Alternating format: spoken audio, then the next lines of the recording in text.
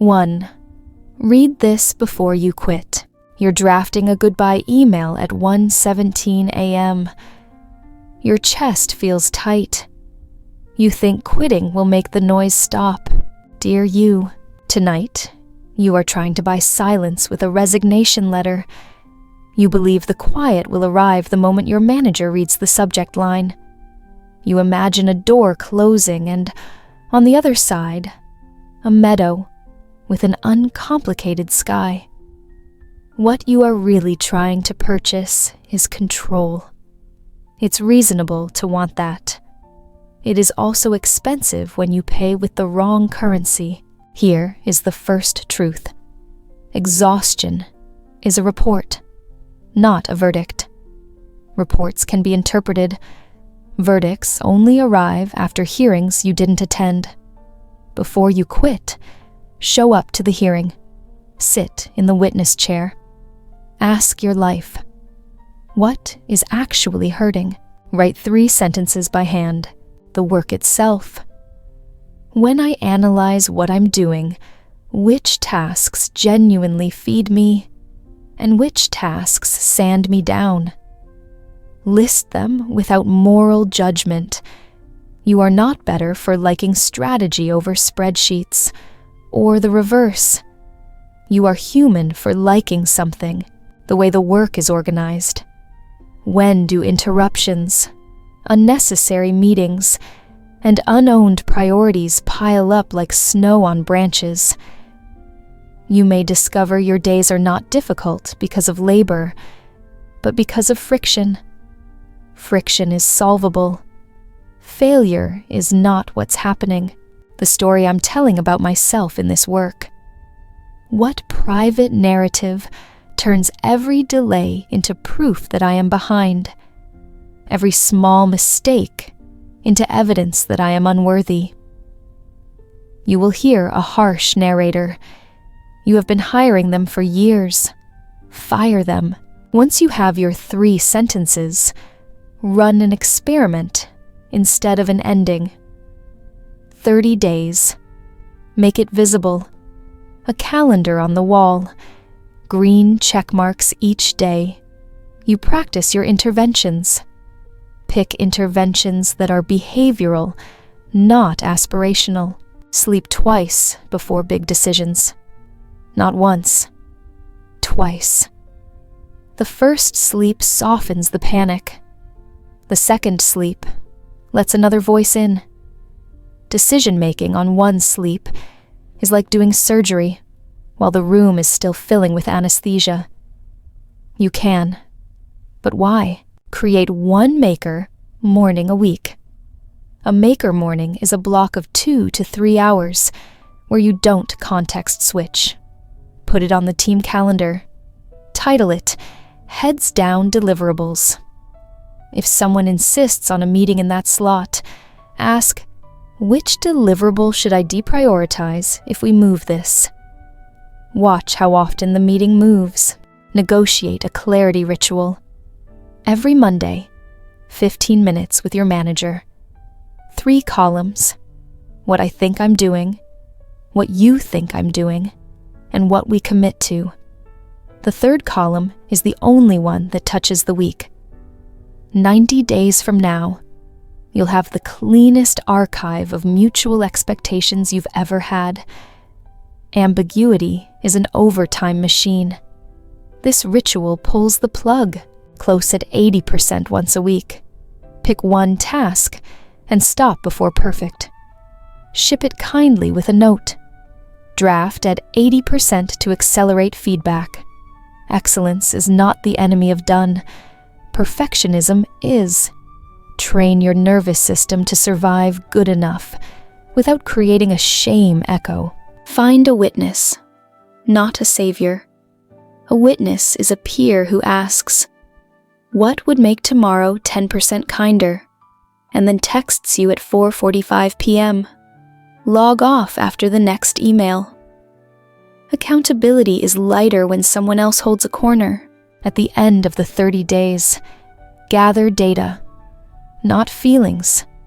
Did your heart rate during work drop by a few beats? Did you take 2 lunches outside? Did you apologize less for existing? Did a project move because the clarity ritual finally surfaced the hidden decision maker?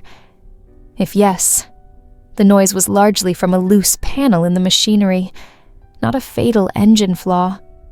Tighten the panel. Keep driving.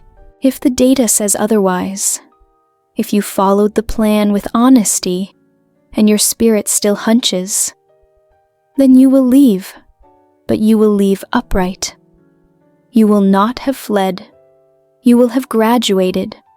There's a difference in how you'll hold your shoulders on the first day of the next thing. A brief word about pride. You have been measuring your worth by the size of your calendar bruises. You say busy, like a knight says armor. I am you, only older, and I am asking you to try a different metric. Measure by the quality of attention you offer the people who trust you, including yourself. The greatest work you'll do will come from an unclenched jaw. No one puts jaw tension in a job description. Put it in your decision matrix anyway. Tonight, before you sleep, power down every screen you can and walk outside for 5 minutes. Let the air do its biochemistry. If you must cry, cry like you're washing something. Tomorrow morning, send 1 email asking for a 15-minute clarity ritual. Book your maker morning. Text your witness. Tape your 3 sentences to the wall above your desk. The silence you wanted from quitting will start arriving in small, faithful pieces. If the pieces never add up, you will know, because you counted. I am proud of you already, not for staying or leaving, but for choosing to act from stewardship rather than panic. When you do leave, you'll bring that stewardship with you. It looks good on you, with a steadier pulse. Future you. 2. Call Dad today. You're waiting for the perfect moment. It doesn't exist. The phone is a door. Knock. Dear you, here is the script you've been afraid to write. It is short on purpose. Long speeches make both of you defensive. Short ones make breathing possible. Dial. When he answers, say, "Hey, I only have 5 minutes, but I wanted to hear your voice." 5 minutes lowers stakes. You can always extend a good call. You cannot shrink a swollen one. Begin with something small and true you saw today. There's a kid on a scooter who salutes every bus like it's a ship. Your father will chuckle with his mouth closed. You do it too. You inherited this laugh. Consider that a kindness. Ask 1 memory smell question. What did your mornings smell like when you were my age? He will say coffee and brake dust, or cheap cologne and wet grass, or the inside of a bowling alley because he worked nights and slept days. Smell questions bypass pride. They escort people into rooms that words rarely open. If apologies must be sent, do not ship them in freight containers. Use postcards. Brief, legible, addressed. I'm sorry I disappeared after Thanksgiving. I was embarrassed. That wasn't fair to you. Put a stamp on it. I want to do better this year. Can I try calling Sundays? He is more likely to accept a habit than a promise. What if he interrupts with old grievances? Remember the strange dignity of not counter-lawyering. You can say, I hear you. I don't have a good defense. I'd like to earn trust in small ways instead of arguing. Watch what happens to a man when he is not put on the witness stand, but offered a bench. Ask him one teach-me question. I'm changing the sink trap. Which wrench do I actually need? Or, how do I know the steak's done without cutting it? Practical questions are the friendliest bridges. No one loses face when a tool is required. Before you hang up, gather 3 souvenirs. One sound. The way he says kiddo like it's been waiting. One fact. The name of his first boss. And how that boss ate oranges like apples. One feeling. The weight leaving your chest for a second when the line hummed without words. Write them down afterward. Grief is sloppy with filing. Give memory a cabinet. You worry about the perfect moment because you want proof that the past will behave this time. It won't. Not entirely. But the present can. The present can give you 5 faithful minutes, then 10, then a Sunday routine with a bad pun you both pretend to hate. The phone is a door that will not knock for you. Knock. If he is short or distracted, it may be because he is scared he will do it wrong. You are both beginners at this. Beginners should keep the lessons small. If your father cannot meet you even at 5 minutes, if he is cruel or drunk or lost to a script that refuses to learn, you will hang up and call someone who knows how to father you.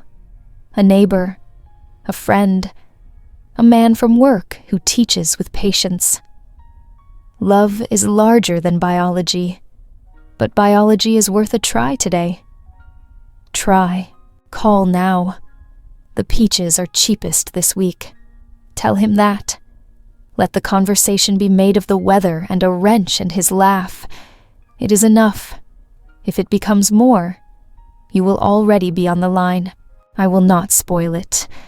But there is a day coming when a hospital hallway turns your legs to salt.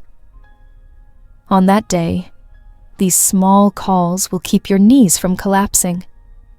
Think of each call like a plank in a bridge you may have to cross barefoot and fast. Dial. If it goes to voicemail, leave this. No rush to call back. Just wanted to hear you for a minute. Love you. Later, when the world is too loud, you will listen to that message and discover it was for you as much as for him, with a softer throat. Future you. 3. Pack the blue jacket. You're leaving for a trip. You're tempted to pack safe colors. Pack courage instead. Dear you, there is a cobalt jacket on the chair. You tell yourself it is too loud for the city you're visiting, too earnest for the conference, too much for the version of you who would rather slide into rooms unnoticed. I am you, only a few years older, and I am asking you to choose the jacket anyway. Not because it will make you interesting, but because it will make you available to chance, to conversation, to your own shoulders finally rolling back. You have misdiagnosed courage as a mood you must wait for. It is a behavior you can dress for. Fold the jacket and put it on top where you can see it every time you open the suitcase. Slide a set list into the inner pocket, even if you haven't played bass in 5 years. Tokens of earlier selves are not regressions. They are anchors. The jacket once belonged to someone who believed in giving things away. Wear it like a promise to continue that religion. On the 3rd evening, you will end up at a bar with a counter polished by decades of elbows. You'll sit alone because your session ran long and your friends found food elsewhere. The bartender will nod at the jacket and say, "That's a hopeful blue." Hopeful blue. What a phrase to be seen in. Say, "Thank you," and ask the bartender the human question, "What song do you play when you need luck?" He will say something surprisingly gentle, Sam Cooke, or a power ballad he pretends not to like, and you will notice how quickly a room softens when music is allowed to lead instead of metrics. A stranger at the far end will point and ask if you play. "Not lately," you'll say, "but I used to." He will tell you his brother played bass and wore a jacket like that to every audition. He will say his brother is gone now, and that sometimes he looks for the jacket in crowds, the way sailors look for lighthouses. You will feel that familiar awkwardness when grief arrives uninvited. Stay anyway. The jacket has made you visible to a story that needs a witness. Ask for a story about the brother's favorite amp, or the callus patterns on his fingers. The way someone answers those questions is a kind of credential. Later, when you walk back to the hotel, you will pass a venue with a chalkboard sign. Open mic. You will stand in the doorway with your hands in the jacket pockets and feel the set list like a note from your own past, asking if you might want to breathe differently for a few minutes. You do not have to play. Sometimes courage is watching and clapping for someone else because you recognize the shape of their fear. But if you do play, if you step up with borrowed bass and shaky hands, you will remember that skill and confidence are separate currencies. You still carry enough of the first to buy a little of the second. Here is the real reason to pack the jacket. It keeps you from shrinking your life to the size of what feels safe. Safe is useful like a parking brake, employed temporarily, not driven with. You will discover that the jacket's brightness is not about attention. It is about permission. You have permission to be the person who starts conversations with a question instead of a business card. Permission to save the aisle seat for a stranger because 2 tickets feel more like you than 1. Permission to offer your charger to a frantic traveler and make a friend for the length of a gate change. If someone mocks the color, remember that mockery is the uniform of a frightened person. Smile. You are not auditioning for their approval. You are auditioning for your own life. When you pack, pair the jacket with shoes you can stand in and a notebook that fits in the pocket. At the end of each day, write 3 sentences. Someone you met, a sentence they said, and the smallest brave thing you did before noon. Stack these pages. Courage compounds. You may never meet the brother again. You may never play that stage again. But the habit will remain. To wear the thing that nudges your shoulders open. To ask the question that brings music into the room. To become, a little at a time, the version of us who is more curious than cautious. Put the jacket on the chair by the door tonight. In the morning, don't overthink it. Wear it to the airport, to the lobby, to the first session, to the bar, where conversations happen honest and unplanned. If you spill something on it, congratulations. It is living with you, not auditioning for the museum. Pack courage. It takes up less space than fear and looks better with everything. With sleeves rolled, future you. 4. The apartment with lemon light. Spreadsheets say beige. Your ribcage whispers lemon.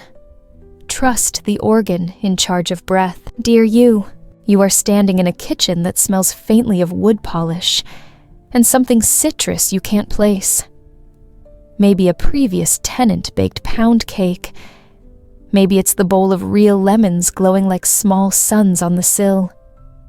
The landlord is saying rent will adjust in line with the market, which is a way of telling you that certainty is a season, not a climate.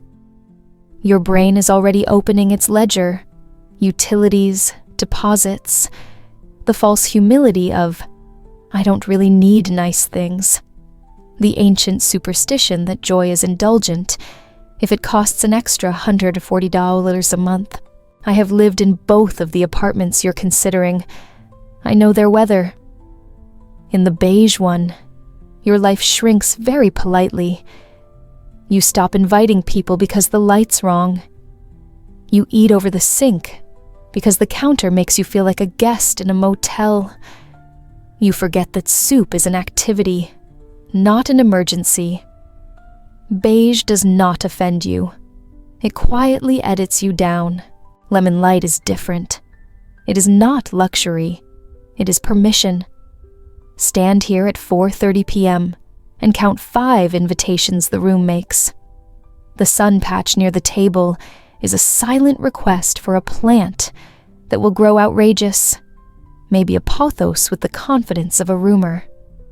The small hook by the door wants your cobalt jacket to live in public, to teach you that courage is easier when it has a place to hang.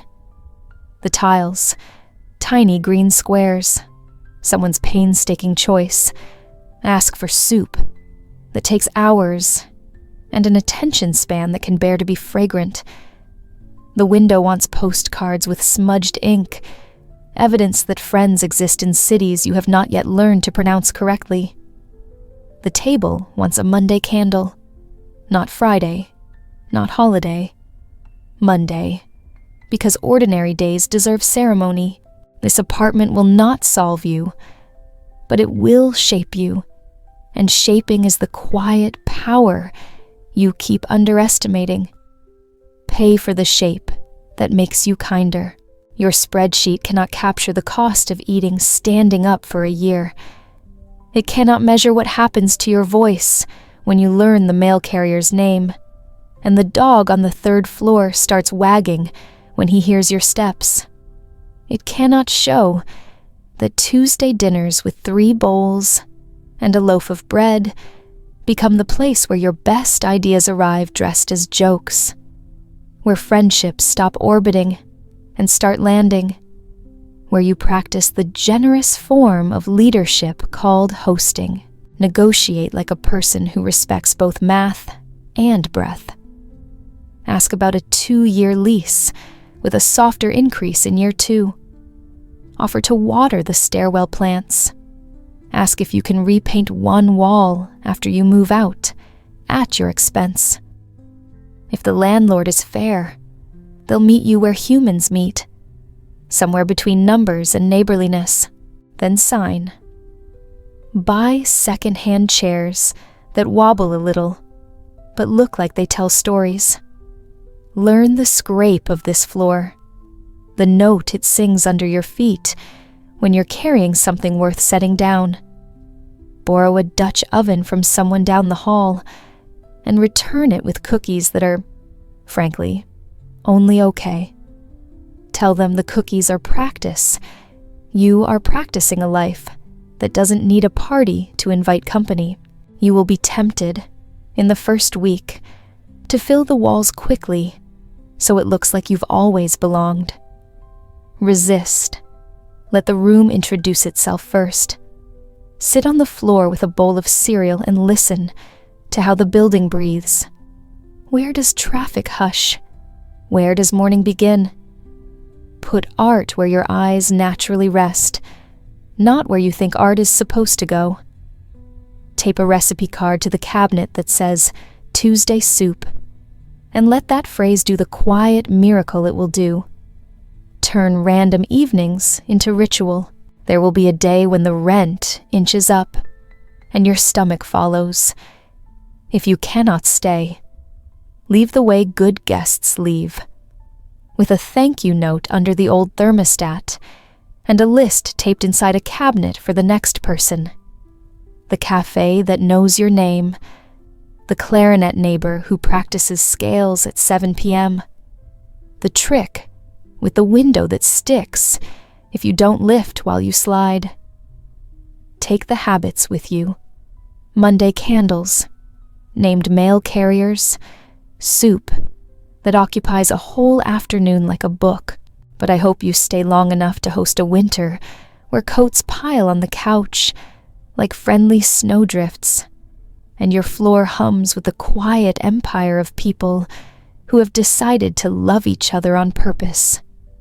I hope you learn the exact time the light hits the lemons, so they look back at you like yeses. I hope you realize that the extra $140 never disappeared. It transformed into hours of conversation, into naps you trusted, into a life organized around welcome instead of worry. Choose the room that enlarges you. Choose the kitchen that teaches you to bless Mondays. Choose the window that knows your face. Sign where it asks for your name, then write it again on the buzzer downstairs. A small public declaration. I live here, and soon we will, with keys that turn smoothly. Future you. 5. The email. You'll be proud. You sent. Draft anger. Edit toward repair. Hit send while your hands are kind. Dear you, the draft you wrote at 12:11 a.m. is dazzling in a way that will make you feel sick by sunrise. Anger can write like a virtuoso. It has perfect recall of who said what at 9:37, of who laughed too loudly, of the exact temperature of the room when you realized the joke was about you, and you were expected to smile as proof of team spirit. Anger is useful, especially as a highlighter. Keep every sentence it yellowed, then remove the marker from its hand, because you are not trying to publish a takedown. You are trying to change a behavior without breaking a bridge you still need to cross Tuesday morning. Open a new email. Subject lines are steering wheels. Hold this one gently. Subject: I want us to work well. Your first sentence will be an observation with no accusation glued to it. At Friday's stand-up, the comment about my timelines landed hard for me. If you write, you embarrassed me, the conversation becomes a trial. If you write, I felt small, it becomes a room with 2 chairs. Now, name impact, not intent. You cannot read minds. Don't pretend to. I felt small and distracted for the rest of the meeting. I left unclear on priorities. You are telling the truth about your nervous system and your work product. They both matter. Make a specific request. Not be nicer. Not respect me. A request you could reasonably measure. Can we agree to skip personal jabs in stand-ups and keep critiques focused on tasks? Or could we take timeline concerns, 1.1 after the meeting? You are not asking for special treatment. You are drawing the outline of a container that can hold both of you without leaks, and with an invitation facing forward. Open to talking. Tuesday 2-3 is good for me. I'll start with places I've slipped to. The phrase I'll start is a key. It unlocks something guarded in most people. The need not to be the only one seen. Now, pause and run the mirror test. Would you be proud to have this email read aloud in a room full of people you respect, including your future self? If not, the sentence that fails the test is the sentence where fear snuck in wearing certainty's coat. Rewrite that sentence until it's both honest and useful. Hit send before you start rehearsing imaginary outcomes. The rehearsal room is where you waste your courage practicing for scenes that never get staged. What happens next? Sometimes a clean apology arrives. You're right. I was showing off. Thank you for naming it. Let's agree on a pattern for stand-ups. When that happens, don't gild it with extra speeches. Accept, appreciate, and propose a small ritual that keeps the change sturdy. Let's give each other a heads up if we feel off in a meeting. Sometimes you'll get deflection. You're too sensitive, or everyone jokes. Don't make it a big deal. Keep your feet planted in behavior. I'm not against joking. This specific pattern impacts my focus and timelines. I'm asking for this specific change. If they escalate, do what grown professionals do. Document neutrally, escalate discreetly, and keep your humanity intact. Your goal isn't to win. It's to make good work possible without sacrificing your dignity. There's a thing you should know about future you. We are not proudest of the moments we delivered perfect zingers.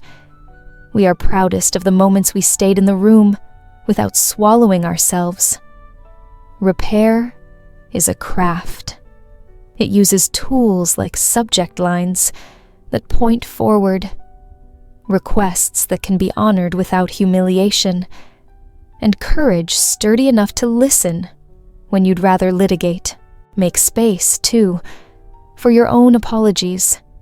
If, in the conversation, you notice where you piled sarcasm on a junior teammate or sighed in a way designed to wound, name it. I did this. It wasn't fair. Mutuality is not weakness. It's good engineering. After the meeting, send a brief recap. Thanks for talking. We'll keep stand-ups focused on tasks. Timeline issues go 1.1 after. I'll watch my sarcasm. Let's check in next Friday. You just installed a guardrail. It won't stop every skid, but it turns cliffs into curves you can take without dying. One last thing. Don't let conflict colonize your whole week. Go for a walk. Call the friend who makes you laugh like a goose. Make something with your hands that isn't a point. Remember that your value is not notarized by anyone else's calendar invites. You're allowed to protect your focus and your tenderness at the same time. Write the email that lets you recognize yourself tomorrow. This is what professionalism looks like when it grows a heart, on purpose, with steady keys. Future you. 6. Rest is not surrender. You treat exhaustion like a badge. Your body files a complaint. Approve it. Dear you, there is a contract you never signed but have been obeying. I am valuable to the degree that I am depleted. It was handed to you by a culture that mistakes frantic for focused and stamina for soul. Rip it up. Write a new one. I am valuable to the degree that my attention is generous. Generosity requires a body that trusts you. Begin with 3 10-minute restorations a day. Not someday. Not after the launch. Today. 10 minutes of outdoor light before screens. 10 minutes of slow stretch while a kettle complains. 10 minutes of doing nothing that performs productivity. Face warm to the sun. Eyes closed. One hand on your chest, like you're pledging allegiance to breath. Put them on your calendar with the same reverence you give meetings that could have been emails. The calendar trains your guilt. Let it learn obedience to biology. Add 1 80% close this week. End a task before perfect and walk away on purpose. The sensation you'll feel, itchy, unfinished, like leaving a room with a light on, is your nervous system detoxing from perfectionism. The world will not collapse. In the space you free, call a friend, peel an orange slowly, listen to a song with your whole skull. Notice how your next draft is faster, because a rested brain is a better writer than a punished one. Declare a curfew for inputs. After 8 p.m., your brain turns everything into catastrophe theater. Refuse to let tomorrow audition in your bedroom. Put your phone to bed in another room, like a toddler who cannot be trusted with scissors. Low light, thick book, ridiculous socks. Sleep is not a prize for ethical people. It is the workshop where tomorrow's patience is manufactured. Tell one colleague what you're doing. Say, I'm experimenting with no after 8 emails and a maker morning on Wednesdays. You are not asking permission. You are offering precedent. Watch how they exhale. Cultures shift when one person defects publicly from exhaustion's cult and keeps their job and their kindness. On Saturday, practice Sabbath in shards if you can't hold a whole day. No news before noon. No errands that feel like penance. A long walk to nowhere with your phone on airplane mode because you are not a control tower today. 1 hour for simple food and the simple miracle of chewing in one body. If you pray, pray lazy. If you don't, breathe like you invented it. When the voice in your head says, "You're falling behind," ask it to show you the scoreboard. Behind what? A projection built by resentment? A fantasy schedule written by a person who doesn't sleep? You cannot be behind on a life you are inventing. You can only be present or absent. Choose presence where it counts. Bodies you love. Work that matters. The muscle called wonder. There will be a week that defeats your plan. A crisis. A deadline that behaves like weather. Do what you must. Then repair like a professional. 2 nights of absurdly early bedtimes. Soup that tastes like it forgives you. A walk so slow a leaf passes you. Don't punish yourself for being human in a world that sometimes storms.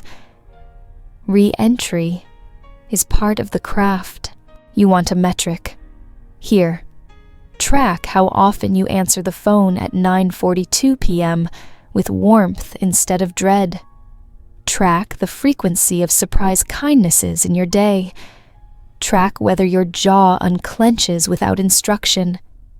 These are KPIs for a life you can breathe in. I am you. Later, writing from a body that finally trusts me. Work got better when rest became part of the team. Love got easier when hurry resigned. I want that for you now, not as a reward at the end of a war, but as the condition that keeps you from starting unnecessary ones. Lie down for 10 minutes. Then get up and do one thing more slowly than you have ever allowed. We are not losing. We are learning how to win without bleeding. With an exhale, you can hear, "Future you." 7. Take the train. That's 7 minutes late. You hate waiting. But some people you'll love live exactly 7 minutes behind schedule. Dear you, your talent for speed is real. It has moved you through crowds, like a river moving debris. It has also kept you from noticing the color of the river. Practice unhurriedness, like a skill you intend to keep. Once a week, miss a train on purpose. Arrive at the platform early, then let the first one go. Let boredom tug your sleeve, and do not swat its hand away with a screen. Imagine your attention as a dog you are training to heel. Stay, you say, and it stays. Nose twitching. Learning smells it forgot exist. Watch the clock hand click to 0.07. Let the announcement be a poem about delay and gravity. Look up. The 2 kids trading stickers speak the only fluent language of the day. Delight. The woman in orange shoes will later recommend a book that reorganizes how you breathe. You will only meet her if you are not trying to optimize the distance between here and there. The old man with a paper map knows how to ask for directions without shame. This is a master class. When the late train arrives, sit where your shoulders drop. If someone speaks, answer with more than one word. Ask a gentle question that admits you don't know the script. What's the best thing you saw today that wasn't on your calendar? The answers you'll collect. A sparrow stealing bread like it paid rent. A stranger holding a door too long. My kid spelling Wednesday without help. Will teach you a secret. Most goodness is small and punctual only to itself. There is a practical miracle to this habit. Unrushed people notice openings. You will catch the glance of the stage manager taping the paper row H sign and think of the extra ticket you sometimes buy. You will hold it like a question to the universe. Who is this for today? You will begin to trust that chance is not chaos. It is choreography you can join if you keep your feet available, when you can't miss a train, when life requires exact arrivals. Carry the 7-minute spirit into precise days. Walk 2 blocks without your phone. Read 1 page of poetry very slowly, like soup you don't want to end. Write a note to a stranger's competence. Your announcements are calm. They change the platform. You will still be fast most days, but speed will become a tool, not a costume. The difference is this: tools are put down when they're not needed. Costumes start to own your face, I promise you. Some of the people who will matter most to us live on the schedule of grace, not efficiency. You will meet them when you stop sprinting past the door where they're standing. Stand then, miss a train. Let the next one carry you someplace your calendar didn't know to bless. With a looser grip on time, future you. 8 buy 2 tickets, row H. You planned for one. Buy a second ticket and name it possibility. Sometimes the empty seat is the most important invitation of the night. Dear you, the habit of buying exactly what you need makes life look tidy. 1 person, 1 seat, 1 itinerary. Efficient, respectable, forgettable. I lived that way long enough to tell you a gentler truth. Efficiency isn't always wisdom. Often it's fear, dressed as minimalism. The future, your future, grows where doors stay open. So, whenever you can, buy 2 tickets. Call the second ticket possibility. It's not waste. It's a physical form of hospitality. It tells the world you are willing to be a temporary harbor for whoever arrives at the right time. The neighbor you only nod to, the new coworker who laughs like a bell, the cafe owner who always remembers your order. Some nights no one takes the seat. Then the empty chair becomes a little altar to serendipity. You'll look at it and remember that life is full, even when your calendar isn't. Row H, remember? The small theater with worn red velvet. You showed up 15 minutes early, resting the spare ticket in your open palm like a question. A man paused, program wedged under his arm, face apologetic because his companion bailed. You turned your palm. I've got an extra. It's right beside me if you want it. He smiled like relief had a taste. The play began. 5 minutes in, the room breathed as one. In Act 3, a line slid something open in your chest. Most of us live the way we choose our seats. Alone, or leaving room for someone who's late. You smiled. The spare had turned into a principle. After the show, you walked the chilly street together. He told you he's a stage manager, so meticulous he rarely has an extra chair to offer anyone, and how that neatness was starting to feel like a cage. You told him about the cobalt jacket and the folded set list in its pocket. He told you about actors who rehearse the same small movement until it becomes a prayer. Then he said, "Want to see backstage?" and held a door with no sign. Sawdust, paint, coiled cables like sleeping storylines. Sometimes a second ticket opens a second door. You'll say, "But I don't know who to invite." Let the habit invite for you. 30 minutes before curtain, text 3 people.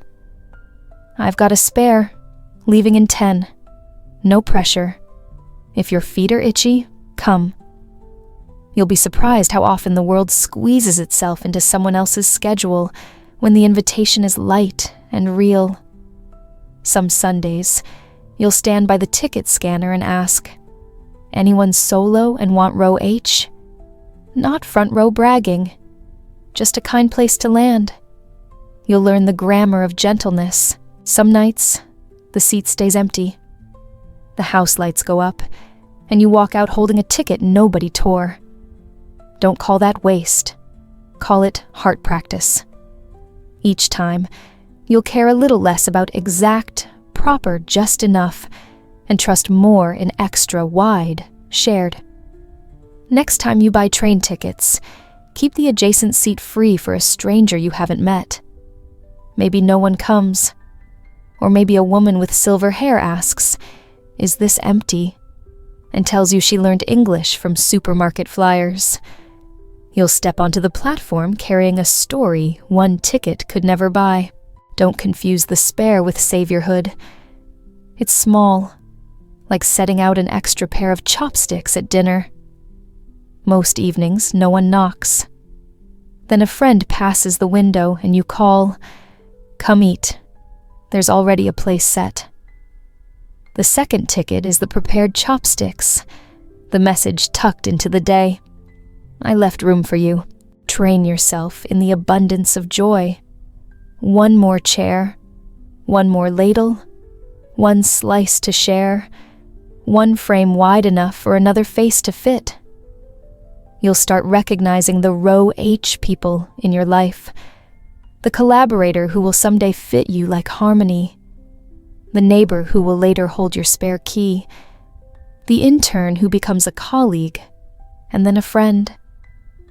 They often run a little late, and you only meet them if you don't lock the door on time. For the next year, set a small aim.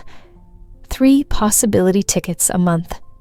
After each outing, jot down who came, what sentence you learned, what feeling shifted.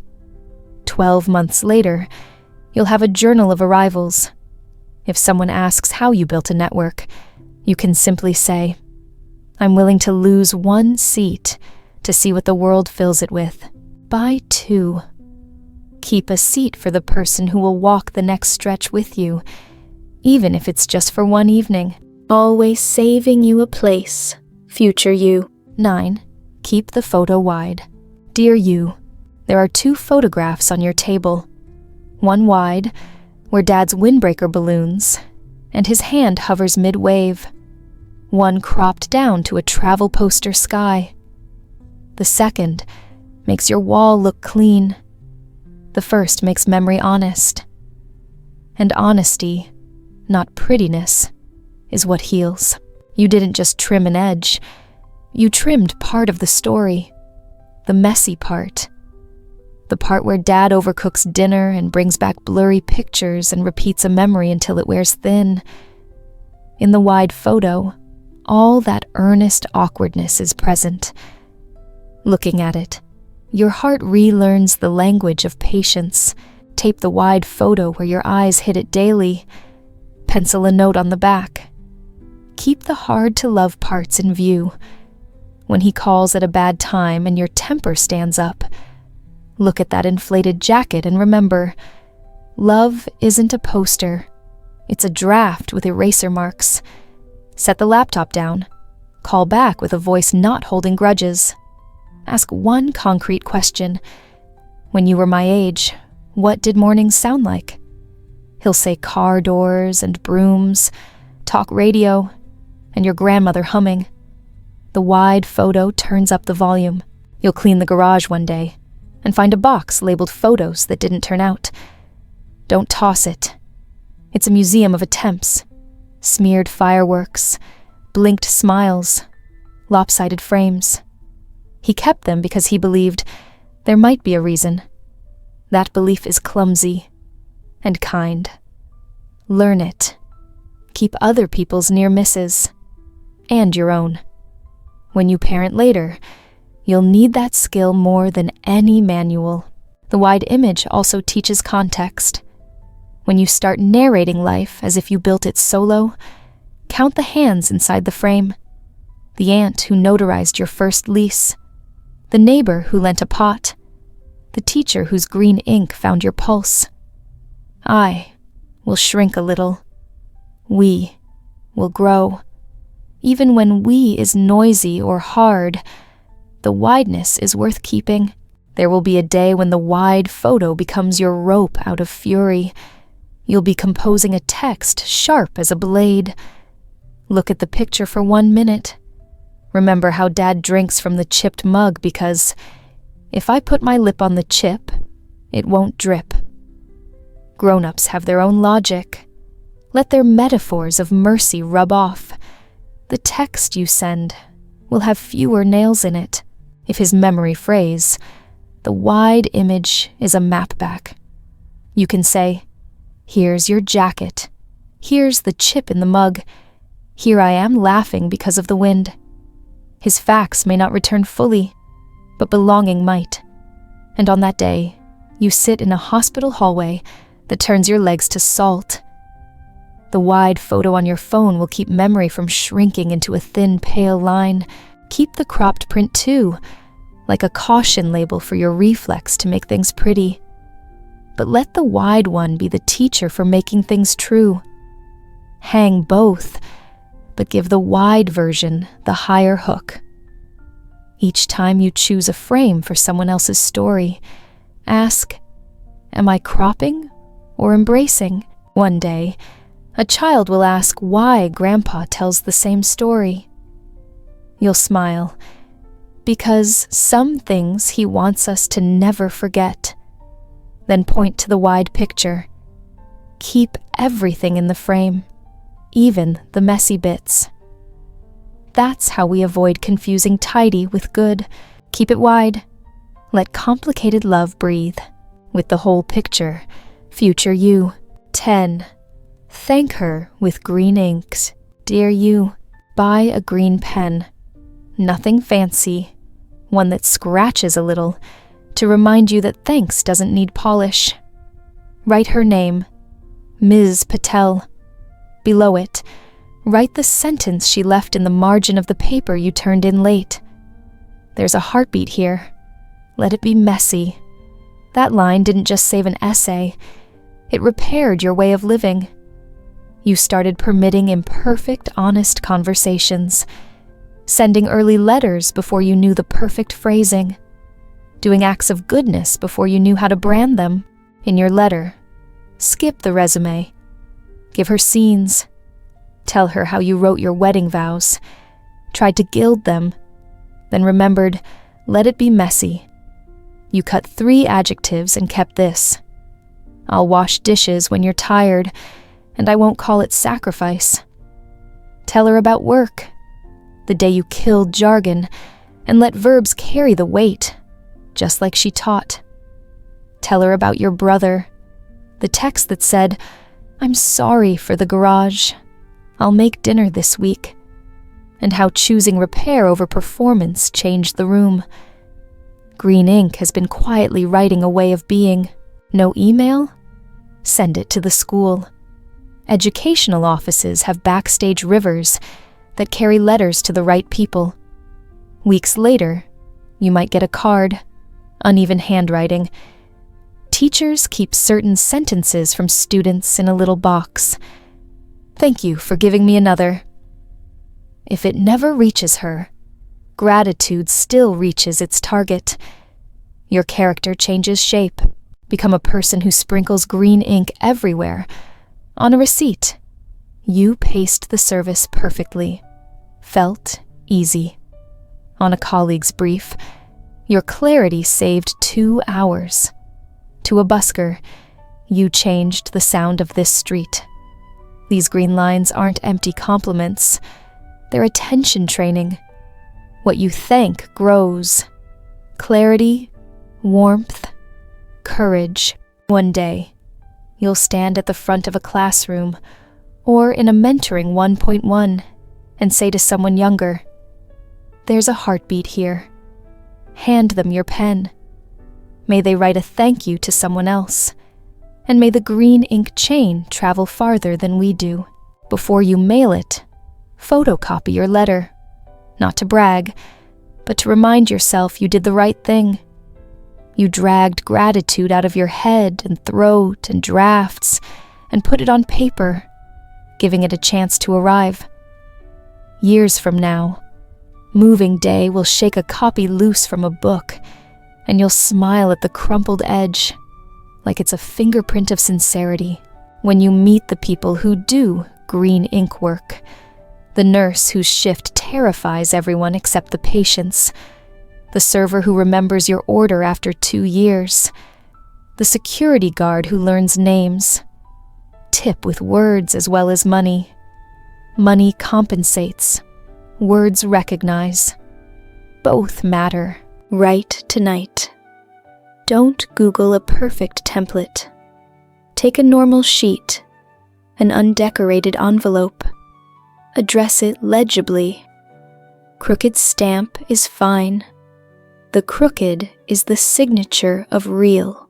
Thank her while she can read it. Thank her in green so others can see it.